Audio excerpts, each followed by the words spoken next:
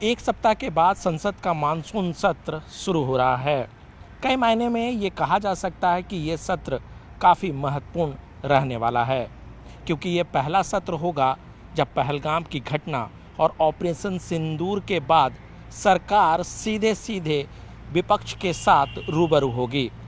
आपको बता दूं, यह इसलिए भी महत्वपूर्ण है क्योंकि पहलगाम घटना के बाद और ऑपरेशन सिंदूर के बाद सारी विपक्षी पार्टियां लगातार सरकार से ये मांग कर रही थी कि जो सारे घटनाक्रम हुए हैं उस पर एक विशेष सत्र का आयोजन किया जाए।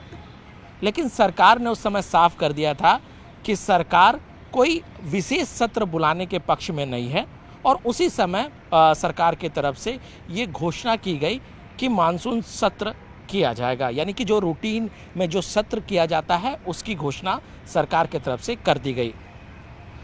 हालांकि उस समय सरकार की तरफ से ये भी साफ कर दिया गया कि जो भी विपक्ष के मुद्दे हैं, चाहे वो पहलगाम की घटना हो, आतंकी घटना हो या इसके अलावा ऑपरेशन सिंदूर, सभी मुद्दों पर सरकार चर्चा के लिए तैयार है। लेकिन विपक्ष के तेवर कड़े हैं और विपक्ष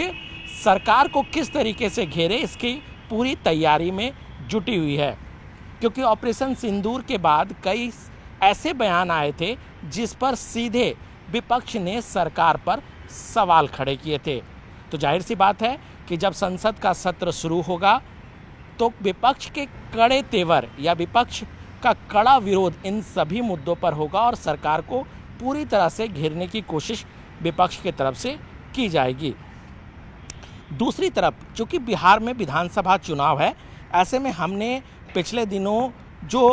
वोटर लिस्ट तैयार किया जा रहा है इलेक्शन कमीशन की तरफ से, उसको लेकर भी हमने देखा कि बहुत राजनीति गरमाई हुई है। विपक्ष लगातार सरकार पर, इलेक्शन कमीशन पर सवाल उठा रही है। ऐसे में विपक्ष के तेवर कड़े हैं और इस मुद्दे पर भी सरकार को पूरी तरह से घेरने की कोशिश की जाएगी। विपक्ष पूरी तरह से तैयार है और आपको बता दूं कि सोनिया गांधी ने कांग्रेस की एक बड़ी बैठक कल बुलाई है और जाहिर सी बात है कि इस बैठक में रणनीति तैयार की जाएगी कि किस तरीके से सत्ता पक्ष को इस मानसून सत्र में घेरा जाए। यानी कुल मिलाकर ये जो सत्र होगा उसमें सरकार के लिए बहुत ही चुनौतीपूर्ण कहा जा सकता है, क्योंकि कई ऐसे मुद्दे हैं जिस पर सरकार को विपक्ष घेरने की पूरी कोशिश करेगी।